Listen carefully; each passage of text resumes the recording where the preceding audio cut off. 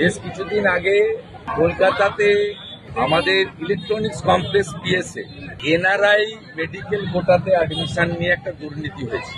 এতে সব medical college যুক্ত পশ্চিমবঙ্গ সরকারের স্বাস্থ্য দপ্তর, ডাইরেক্টর অফ মেডিকেল এডুকেশন, তারা এক্সটার্নাল অ্যাফেয়ার্স মিনিস্ট্রির এনওসি ছাড়া ফ্রড করে 18 সাল থেকে এই ধরনের অ্যাডমিশন করিয়েছেন এনআরআই কোটাতে।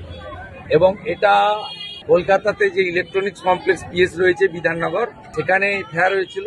সেই এফআইআর কলকাতা হাইকোর্ট পর্যন্ত গেছে এবং যেহেতু এটাতে সীমা প্রযোজ্য, তাই এনফোর্সমেন্ট ডাইরেক্টরেট আজকে রেড করছে। এটা অনেক আগে হওয়া উচিত ছিল।